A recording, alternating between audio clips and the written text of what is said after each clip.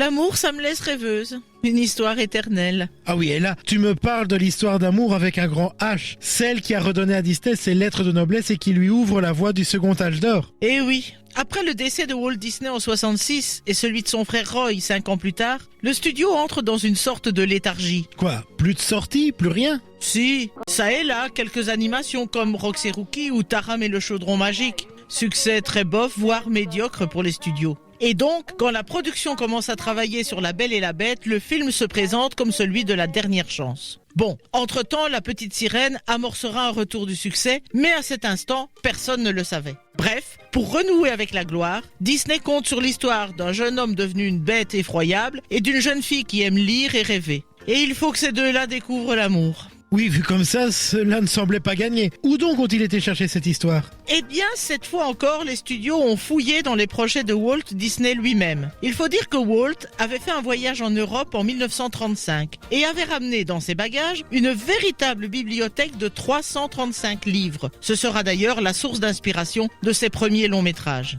Parmi ces livres se trouvaient La Belle au bois dormant et autres contes de fées de l'ancien français. Et parmi les autres contes de fées, l'histoire de La Belle et la Bête, écrite par Madame le Prince de Beaumont. Disney retient le récit, mais le projet s'arrêtera là. Il y revient dans les années 50 pour son émission télévisée Disneyland, mais à nouveau, l'idée ne va pas plus loin. La nouvelle génération d'animateurs de la fin des années 80 a décidé de redonner sa chance à l'histoire. Pour notre bonheur. Mais ça ne me dit pas comment on en arrive à cette chanson, même si on sait qu'avec Disney, à cette époque, pas de film sans musique. Eh bien, détrompe-toi. Pas question de comédie musicale au début du projet. Les animateurs avaient même développé un film non musical. Mais quelle idée! Ça devait être ennuyeux. Étouffant même. La projection des 20 premières minutes s'est conclue par un ordre strict. On jette tout et on recommence. La production s'est alors tournée vers le duo gagnant, Alan Menken et Howard Ashman, auréolés du récent succès de La Petite Sirène. Ils signeront la bande originale du film qui devient une véritable comédie musicale. Avec Histoire éternelle en générique. Et ça, c'est une première.